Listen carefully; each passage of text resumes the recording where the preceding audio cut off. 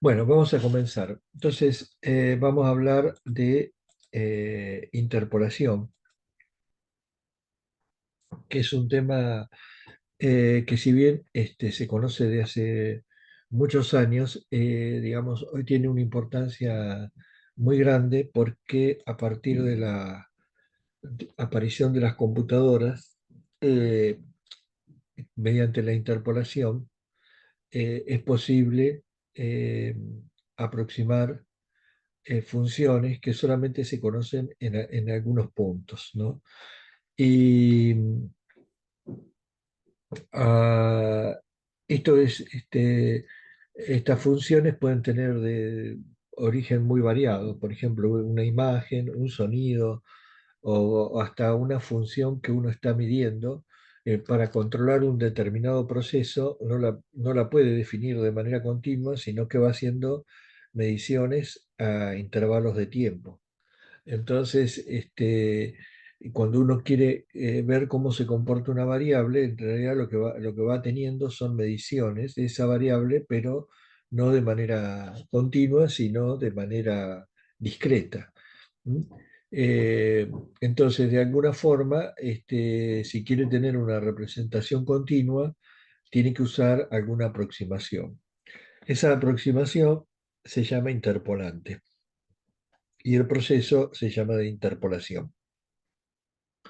Este es un proceso diferente del de ajuste de funciones, porque yo lo que quiero es una aproximación que en los puntos donde tengo datos, mediciones, el interpolante me lo reproduzca exactamente. O sea, un interpolante tiene que valer en un punto dato el valor medido de la función. O sea, en el punto x0 el interpolante tiene que ser y0, en x1 y 1, x2 y 2, los únicos puntos que yo conozco la función. O sea, la función la voy a conocer de manera discreta y el interpolante tiene que ajustarse a esos puntos. Bueno, ¿qué funciones usar? En realidad no tengo ninguna limitación. Podría usar funciones trigonométricas o de cualquier otro tipo, pero lo que se usa habitualmente son polinomios.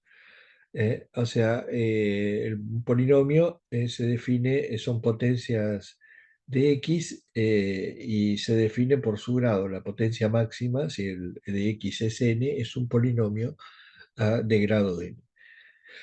Y para tenerlo de alguna manera definida, tengo que conocer sus coeficientes a sub i. ¿Eh? Pero, ¿qué ventaja tienen los polinomios frente a otras funciones? Tienen una ventaja muy importante que los polinomios satisfacen lo que se llama un teorema fundamental del álgebra, que dice que por n puntos, o mejor dicho, n más un puntos, o sea, x0 y x1, x2, xn, pares de puntos, ¿no? O sea, para cada x0 tengo un valor de i, x0 y 0, x1 y 1. Para n más un puntos, xi y sub i, solamente pasa un polinomio interpolador de grado n. ¿Mm? Interpolador significa que el polinomio va a pasar por los puntos datos y de grado n significa que solamente va a haber un único polinomio que tiene esas propiedades de interpolación de grado n. Esto es como decir, por ejemplo, por dos puntos solamente pasa una recta, que es el interpolador de grado 1. Por tres puntos solamente pasa una parábola, que es el interpolador de grado 2, y así sucesivamente. Por n más un puntos va a pasar un único polinomio de grado n, que es el interpolador de grado n. ¿Qué ventaja tiene eso? Que hace a la interpolación independiente del usuario, o sea, la puede automatizar. Entonces yo puedo definir una función de interpolación de manera automática y cualquiera que la haga le va a dar el mismo resultado. Que sea hecha de manera automática no significa que sea una buena aproximación en todos los casos. Lo que pasa con los polinomios es que si aumenta la cantidad de puntos, por los que tengo que interpolar. Esto es cuando los polinomios son de grado alto, grado, que sería con 5 o 6, o sea, cuando tengo mucha cantidad de puntos, puede presentarse este fenómeno que se llama el fenómeno de oscilación. O sea, el polinomio pasa por los puntos datos, pero entre puntos datos tiene variaciones que, que lo alejan de la forma, digamos, ideal que uno esperaría que pase la función interpolar. O sea, la función interpolar es esta verde que no conozco y la roja a trazo sería la interpolación polinomial. ¿Cómo se soluciona esto? Bueno, utilizando interpolación por segmento. Si tengo pocos puntos, yo sé que la interpolación funciona bien y puedo utilizar, por ejemplo, diferentes polinomios en tramos consecutivos, ¿no? Pero, o segmentos consecutivos, con la condición de que, bueno, obviamente en la unión van a tener el mismo valor y voy a tener una representación un poco más aproximada de la función. Y en el caso límite, digamos, es el de la utilización de la interpolación lineal por segmentos, que obviamente no tiene oscilación, pero conduce a aproximaciones con picos o variaciones bruscas de la pendiente, ¿no? Los puntos datos. O sea, si tengo muchos puntos y la variación no es suave, no va a haber problemas. O sea, la representación va a ser buena. Generalmente esto es lo que usan la mayoría de los programas para representar curvas, ¿no? O sea, generan una nube de puntos y después los van uniendo por segmentos rectos y prácticamente no se distingue la diferencia entre la curva y los segmentos rectos. Pero puede haber aplicaciones donde esto no sea tolerable. Por ejemplo, si tengo que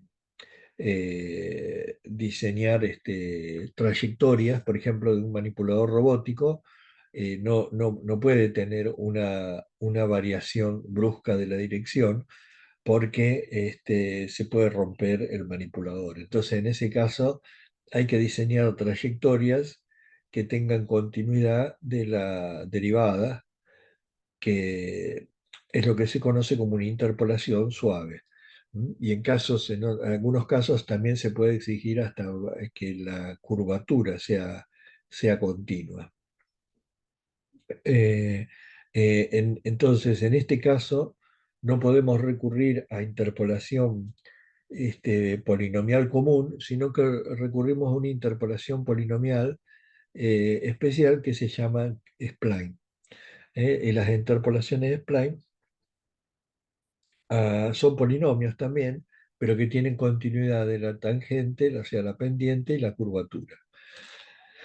Eh, Esto se utiliza mucho en computación gráfica, estos interpolantes spline, y esto es de principio de los 60, en el siglo pasado, y la idea es poder definir una forma curva de manera digital. Entonces, la primera forma, o sea, es poniendo los puntos y que se calcule automáticamente la interpolación, pero eso es muy poco práctico.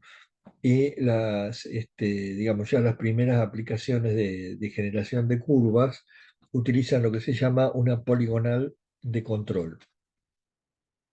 La poligonal de control es una poligonal que encierra al interpolador polinomial y tiene algunas propiedades, o sea, la curva siempre está contenida dentro de la poligonal y, por ejemplo, en los puntos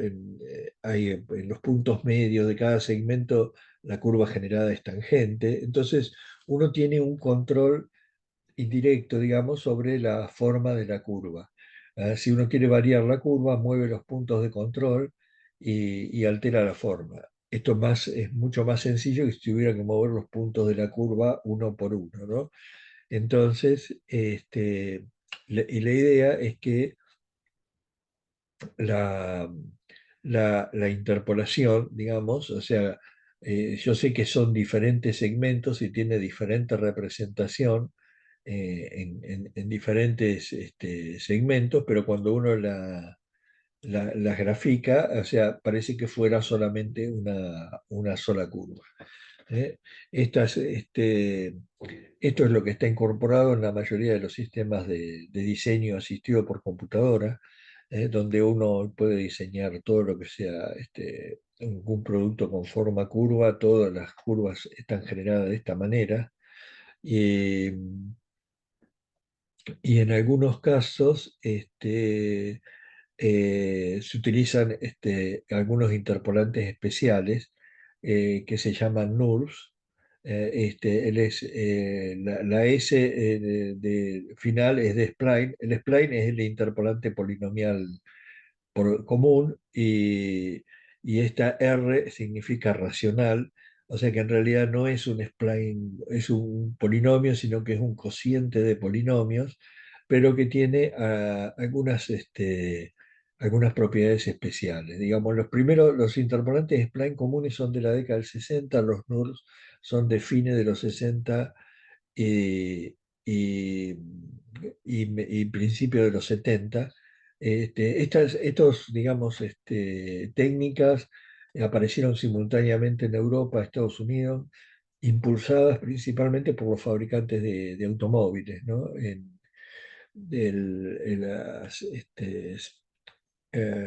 los orígenes son en las fábricas en Citroën y Peugeot, exactamente, no, Citroën y Renault, no me acuerdo, fueron dos fábricas francesas, una de Citroën seguro, y que querían automatizar el proceso de diseño de las carrocerías. ¿No? La parte de las puertas, por ejemplo, de la carrocería son este, una de las partes más complicadas de ensamblar, y si se fijan, creo que hasta hoy en día no se puede automatizar completamente el proceso porque para lograr un cierre tiene que haber alguien que verifique que el cierre sea perfecto y si no hay que corregirlo, pero se corrige con algunas herramientas. Pero a ver, a principios de los 60 era a base de herramientas, de martillos, en la línea de montaje había como un chapista que le daba con el martillo. Entonces, eso entorpecía todo el proceso de fabricación. O sea, era como que faltaba algo para hacerlo más eficiente y en general no se podía prescindir de ese chapista. Entonces lo que se trató de hacer es que las carrocerías sean diseñadas con mayor precisión, cosa que al llegar a la línea de montaje la intervención sea mínima. ¿M?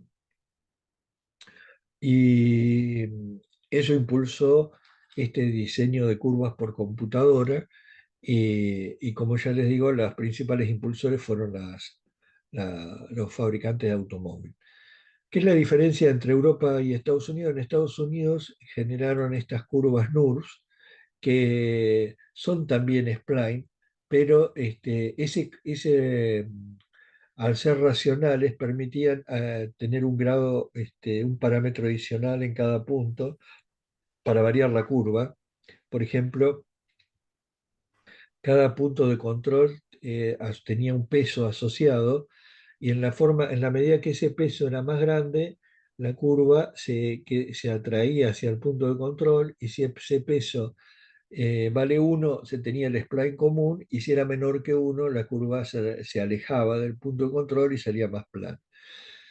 Pero en general, el objetivo general no era tanto darle al diseñador un parámetro más, sino que con esto se conseguía una propiedad muy particular, que era permitir que la interpolación pueda también representar toda la familia de cónicas. Las cónicas son las curvas que se generan al cortar un cono con un plano. ¿Eh? Por ejemplo, si cortamos con un plano horizontal tenemos un círculo, con un plano inclinado una elipse y con planos verticales podemos tener parábolas e hipérbolas. De toda esta forma, la más importante es el círculo, porque esto significaba que con una NURSS uno podía representar un arco de círculo.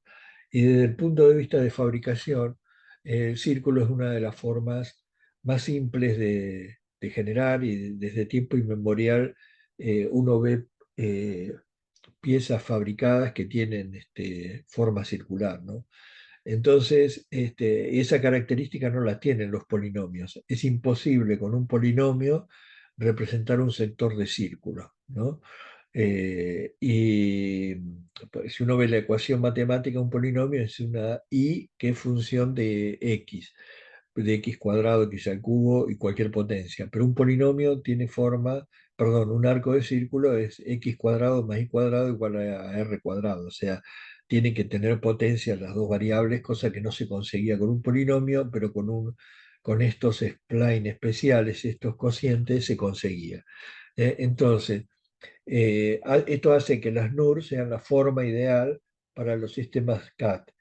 ¿Por qué? Porque puedo diseñar curvas de forma arbitraria o curvas definidas matemáticamente, como son los círculos, ¿no? Si quiero diseñar un círculo, lo que hago es, tengo que disponer la poligonal de control en esquemas característicos, ¿no? Tengan en cuenta, o sea, nunca se dibuja la curva. Lo único que se opera es siempre con la poligonal de control. O sea, si quiero diseñar un punto, un círculo que sea tangente en estos tres puntos, lo que tengo que hacer es una poligonal de control. Perdón, si quiero diseñar un círculo que pase por estos tres puntos, tengo que diseñar una poligonal de control que sea tangente a esos puntos y asignar estos pesos que, que figuran, que figuran acá. Entonces, eh, por ejemplo, en este caso, a este punto le tengo que dar peso 1, a estos puntos un medio. Esto es cuando los tres puntos están digamos, a ángulos iguales, ¿no? Eh, esto es, digamos, esto funciona, pero esta es una forma más práctica, es que si quiero un círculo con un determinado diámetro, lo que hago es genero la poligonal de control de forma de cuadrado con el mismo diámetro, o sea, cada lado tiene la misma dimensión del diámetro del círculo, y los pesos que le asigno es este peso 1 a los puntos de tangencia y en los vértices de la poligonal de control, raíz de 2 sobre 2. También puedo generar arcos de círculo, ¿eh? Pero en este caso, si quiero generar un arco de círculo, tienen que ser los dos segmentos iguales y el ángulo tiene que ser igual, perdón, el peso es igual al seno del ángulo del semiángulo. O sea, si esto es, por ejemplo, es 90, 60 grados, entonces esto tiene que ser el seno de 30, creo que da 0,5, ¿no? O sea, hay fórmulas especiales. Pero, digamos, ¿cómo es esto en la práctica? En la práctica no nos manejamos con la forma, sino con la poligonal de control. Y si queremos que esa forma cumpla ciertas condiciones de tangencia, también eso lo forzamos con la poligonal de control. De esta manera uno puede incorporar formas curvas en la etapa de diseño y donde toda la información de la forma se transmite por la poligonal de control. Y eso se puede pasar al proceso de fabricación directamente y la máquina que fabrica incorpora ya la forma de la curva dentro de su proceso y entonces hoy es posible con mecanizados diseñar cualquier tipo de forma, ya sea con curvas arbitrarias o circulares o funciones, y de manera automática, ¿no? O sea, toda la información se da a través de la poligonal y no de de la curva en sí.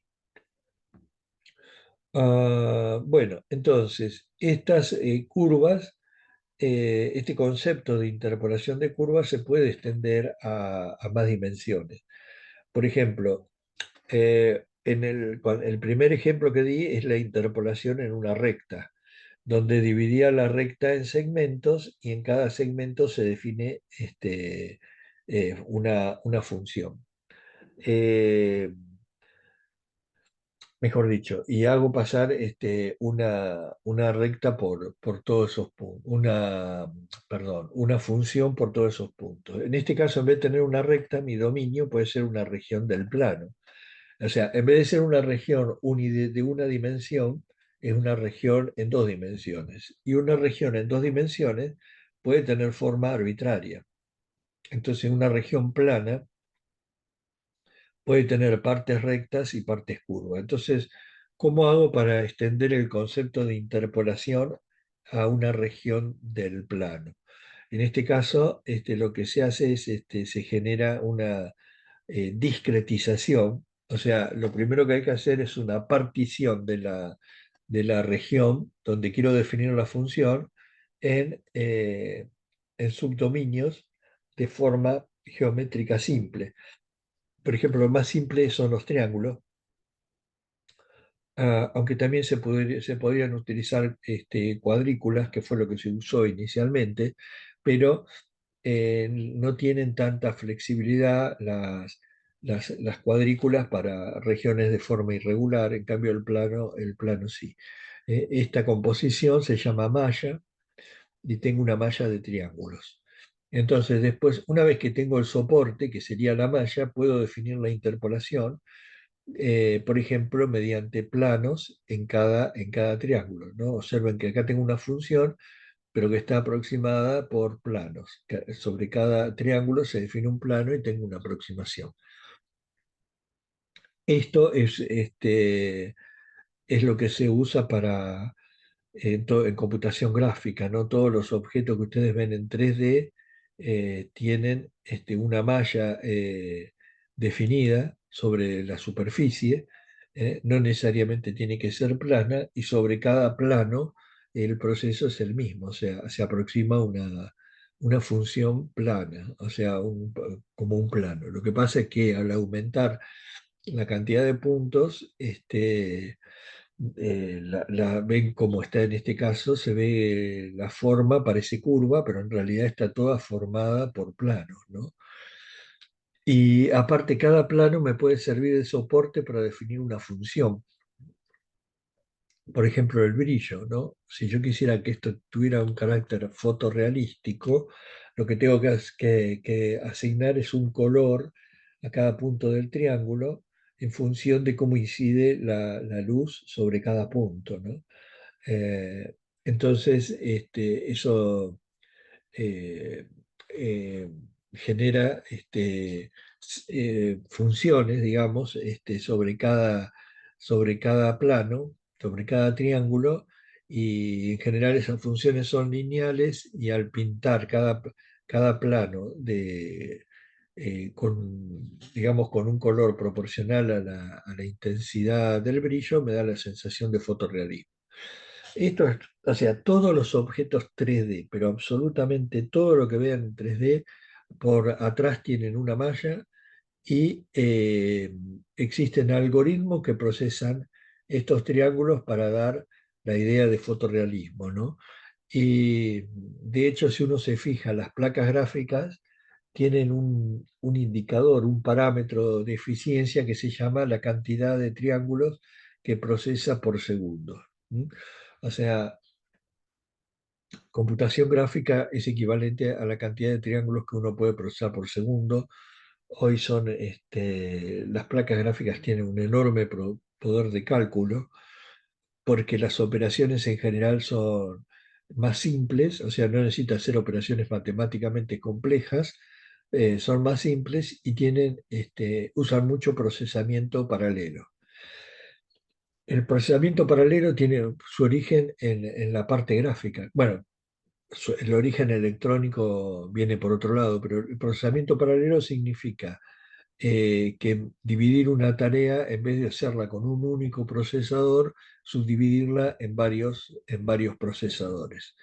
Eh, por ejemplo, si yo quisiera generar una imagen en la computadora, aunque no es exactamente así, es como que yo divido en cuadrantes o en áreas y digo, cada área la va a procesar un procesador diferente, pero lo hacen todas en paralelo, en simultáneo, y con eso consigo que la imagen se regenere este, mucho más rápida. ¿M? Esto tiene su origen a mediados de la década del 60, ¿no? Que es cuando se generaron los primeros simuladores de vuelo. La idea era tratar de entrenar a los pilotos, eh, digamos, sin utilizar los aviones, pero para poder conseguir efectos reales, tenían que tener capacidad de generar las imágenes muy rápido, y de ahí surgió la idea de paralelismo, o la idea de usar paralelismo, ¿no? Hoy en día, por ejemplo, cuando las computadoras todavía tenían un único procesador, hasta principios de los 2000, las placas gráficas ya tenían las más grandes, 30, las que uno disponía usualmente, ¿no? 30 procesadores gráficos que trabajaban en paralelos, 30, 50.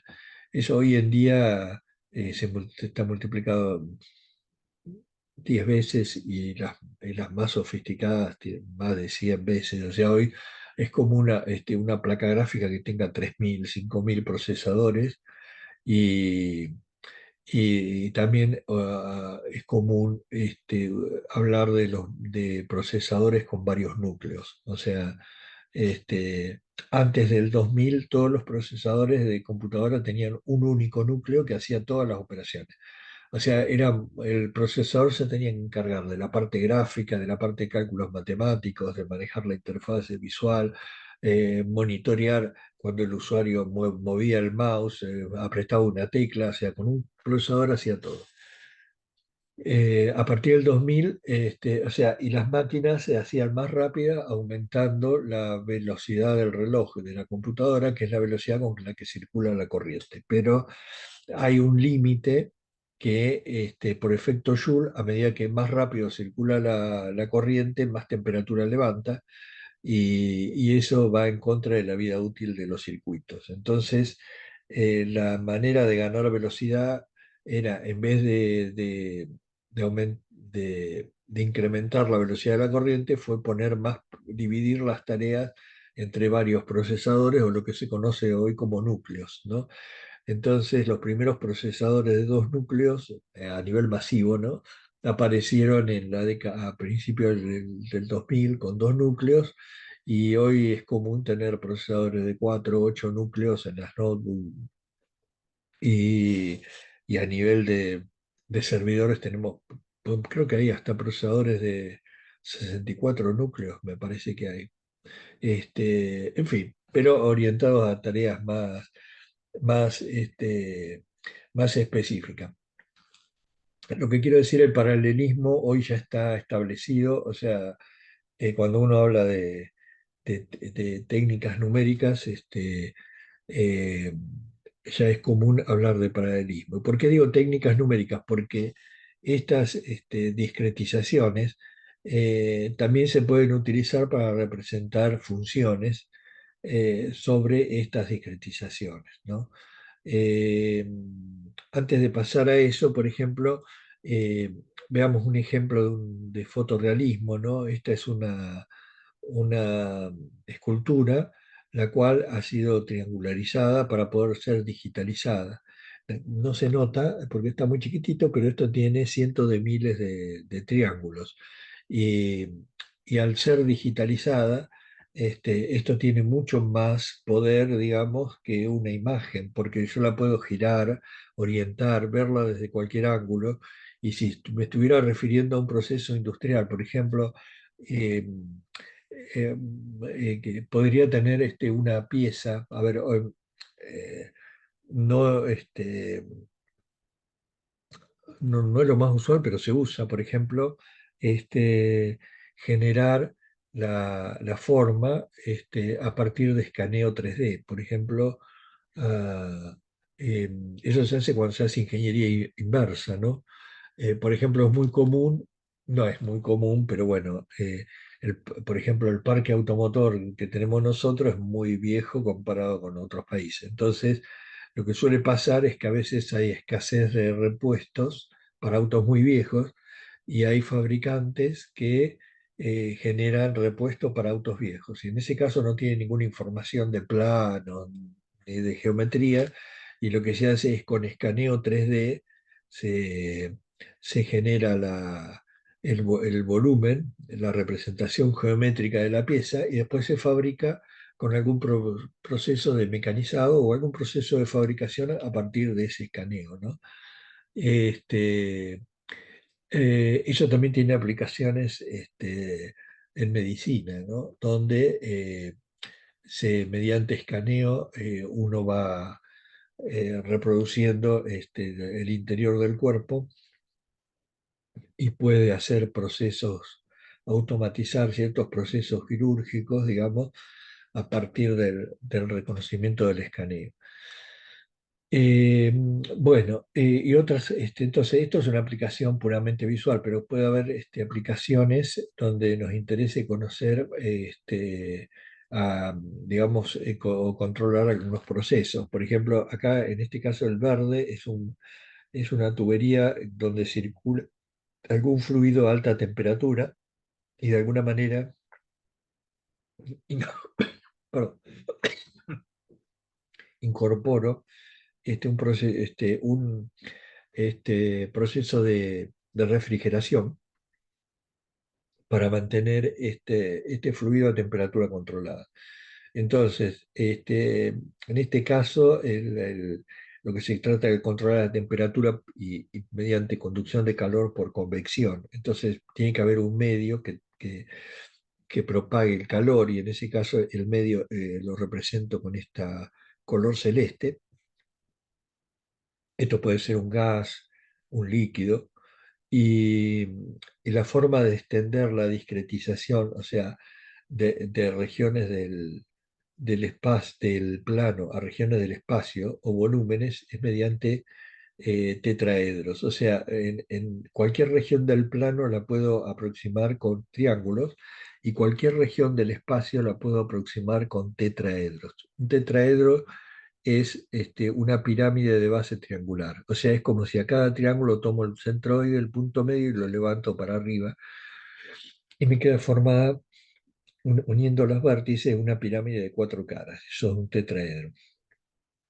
Con un tetraedro puedo completar un volumen cualquiera, y una vez que tengo la discretización puedo definir funciones sobre esa discretización, y, y con esas funciones aproximar variables de interés, como por ejemplo la temperatura en cada punto de estos dominios, ¿no? Y, por ejemplo, acá tengo otra pieza cuyo volumen ha sido discretizado también por tetraedros. Acá seguramente las aletas disipadoras de calor, en algún punto debe circular fluido muy caliente, y quiero ver el efecto eh, de la disipación de temperatura, o sea, porque es importante tanto para el proceso como para la vida útil de la pieza, ¿no? Mantener la temperatura controlada. Ah, bueno, entonces esto serían, extender el concepto de interpolación no solo a curvas, sino a regiones del plano y del espacio. Ah, bueno, como mencioné anteriormente, el origen de estas interpolaciones era el diseño de carrocerías, más que nada. O sea, la idea acá es automatizar el diseño de la forma, y en este caso estamos trabajando con superficies, ¿no? Pero la idea es similar. O sea, en vez de tener una poligonal de control en una dirección, tengo poligonales de control en dos dimensiones, ¿no? Y el diseñador trabaja moviendo los puntos de control, y con eso va cambiando la forma de la superficie. Esto se usa también en dibujo animado, ¿no? O sea, ¿por qué? Porque en un dibujo animado, la forma va cambiando este, o sea, si hay un movimiento, eh, la forma va cambiando y uno puede, en vez de ir, controla la variación de los puntos de control. O sea, le asigna una trayectoria a los puntos de control y eso cambia, se transmite a la forma. Eh, hay otras técnicas, pero bueno, esa fue una de las primeras. Y como dije recién, estas interpolaciones curvas tienen las propiedades de ser más suaves que las interpolaciones poligonales puras, ¿no? O sea, en las interpolaciones poligonales, acá se ve el efecto en el reflejo, ¿no? El reflejo de la luz es proporcional a la curvatura.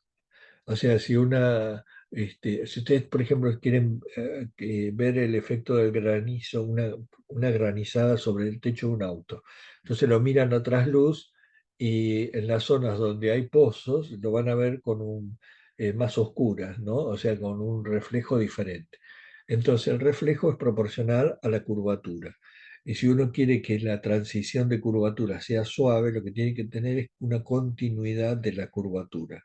En este caso no hay continuidad de la curvatura y en este caso hay continuidad de la curvatura y lo que se ve es que uno puede jugar estéticamente con esto, ¿no? O sea, acá la transición de curvatura es suave y en este caso no. Eh, Otras aplicaciones tienen que ver con, por ejemplo, la resistencia al aire de las carrocerías, ¿no? O sea, en este caso uno quiere ver el efecto del aire, la presión que ejerce sobre la carrocería para calcular la resistencia al avance. O sea, cuando más pequeña sea la resistencia al avance, menos gasto de combustible se va a tener. Y esto fue importante a principios de la década del 70, donde hubo una crisis del petróleo. Hasta los 70 el petróleo era muy barato, los combustibles eran muy económicos. Hasta esa época se estilaba hacer los motores con mucha cilindrada, o sea, mucho consumo de combustible. Era común ver autos con motores V8, con cilindrada grande, 5.000 centímetros cúbicos. Era bastante común en Argentina y que en Argentina hay muchas filiales de fábricas americanas y los coches tenían motores grandes, las camionetas, y a partir de la crisis del petróleo, que hubo una cartelización por los países de Medio Oriente, el petróleo aumentó bruscamente de precio y eso, digamos, obligó a los fabricantes a priorizar el tema del consumo de combustible y en los autos eso está muy ligado a la aerodinámica y entonces se empiezan a hacer a poner el foco en la aerodinámica de las carrocerías. Hoy la mayoría de los autos tienen algún estudio aerodinámico hecho en la etapa de diseño. Y básicamente para hacer un estudio aerodinámico uno tiene que ver qué pasa con el flujo de aire alrededor del vehículo. Entonces tiene que modelar la carrocería, la superficie expuesta al aire, la superficie, no lo de adentro no se modela, se modela solamente todo lo que está expuesto al aire y ven que se utilizan triángulos, o sea, se discretiza con triángulos la superficie y con tetraedros el volumen de aire. En este caso se ha forzado a que la discretización tenga esta forma eh, particular, donde acá utiliza estos son hexaedros, que son como ladrillitos cerca de la superficie, porque acá hay un efecto de la viscosidad en el contacto del aire con la carrocería y esto ayuda a la modelización, pero no es universal, puede estar o no estar. Y básicamente del estudio lo que sale es esto, o sea, uno puede obtener las líneas de corriente, que sería la velocidad relativa con el vehículo, y con las líneas de corriente uno puede ver si hay regiones de alta turbulencia. ¿Eh? La turbulencia son los remolinos que se generan tanto en cualquier fluido, ¿no? Por la velocidad y estos remolinos le quitan energía al vehículo, o sea, le quitan, ocasionan mucha resistencia al avance y hay que tratar de evitarlos, ¿no? Y la otra cosa que uno ve directamente acá en colores es la presión sobre la carrocería, que también es resistencia al avance. Entonces, con estas simulaciones se pueden diseñar coches más económicos desde el punto de vista aerodinámico. Por ejemplo, esto también tenemos en edificios con, digamos que el hecho de las formas curvas permiten generar edificios también con formas raras, digamos, y obviamente es como todo, también tiene que estar involucrado el proceso constructivo, ¿no? O sea, este edificio, a pesar de tener una forma curva, si uno lo analiza, está construido con bloques que son de forma recta, ¿no? O sea, hay una discretización que, digamos, le da la forma, pero el proceso constructivo se hace con, con formas de geometría simple. Estos son diferentes edificios, pero lo mismo lo podemos extender a productos, ¿no? Este, tipo botellas, envases.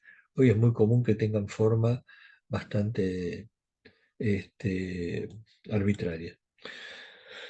Este es una extensión, o sea, es algo más nuevo, son estudios aerodinámicos sobre edificios. O sea, lo que se quiere ver es el efecto del viento sobre un edificio, que básicamente es lo mismo que en la carrocería del auto, ¿no? Es ver la incidencia del viento sobre el edificio y ver si no hay zonas de turbulencia generadas por el fluido, ¿no? Eh, Esto mismo se puede aplicar también a la refrigeración de placas electrónicas, ¿no? Donde eh, eso se ve en las computadoras de escritorio, ¿no? Que tienen el ventilador que se usa para enfriar, hacer correr aire en el circuito y evitar que levante temperatura, más allá de un punto. ¿Por qué? Porque la temperatura afecta directamente la vida útil de la placa.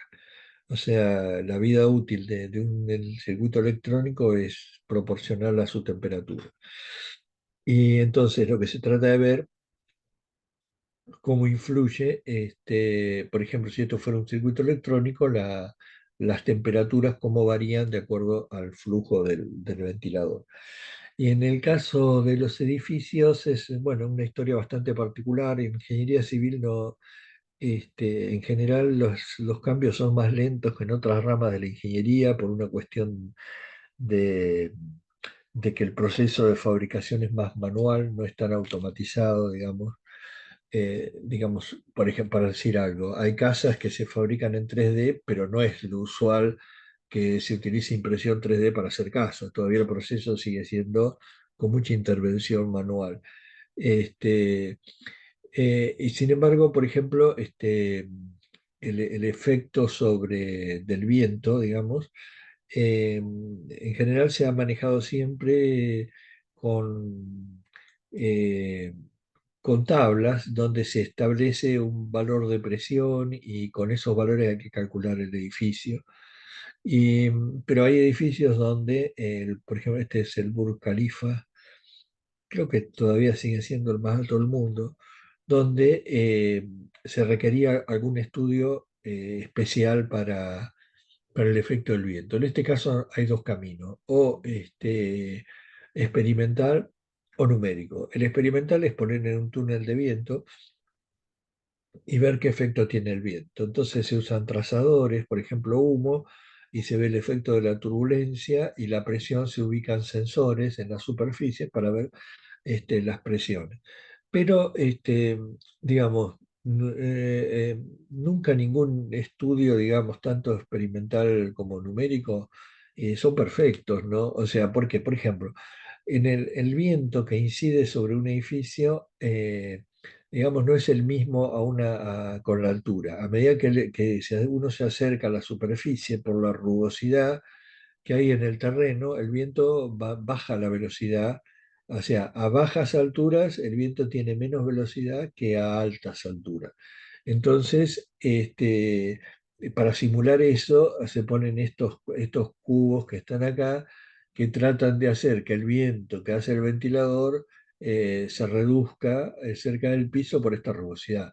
Pero de ahí a que estos cubos representen la verdadera rugosidad en el terreno, hay un campo. Y después la otra es, ¿por qué se usan estas plataformas circulares? Para simular las diferentes orientaciones del viento. O sea, se gira y se tiene diferente orientación. Ah,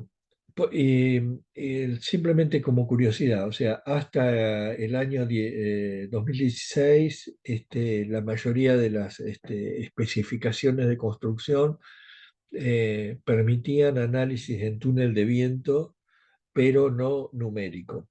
Y si no, dan unos coeficientes de cálculo que que eh, tienen mucha seguridad y en general dan cargas de viento más grandes que las reales, pero es como que se protege. Y a partir del 2016 en Japón sale la primera norma de viento que admite ensayos numéricos. O sea, en vez de hacer todo experimento de manera experimental en túnel de viento, se puede hacer de manera numérica. Digamos que todavía hay controversia, o sea, se desconfía de la eficiencia de los métodos numéricos, pero eso es porque las máquinas no tenían tanta potencia, hoy en día sí. El tema de la simulación de fluidos turbulentos como es el viento es un tema todavía abierto.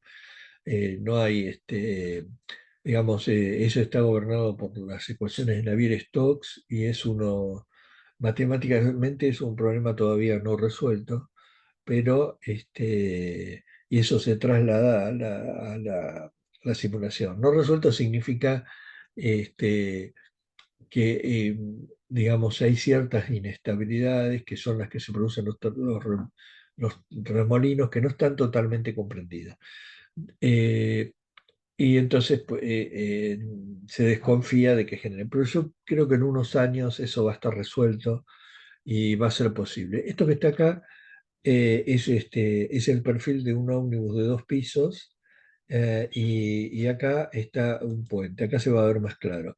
Lo que se quiere ver es el efecto del viento sobre la carrocería del auto, del vehículo, en este caso el ómnibus, para ver si no lo va a volcar.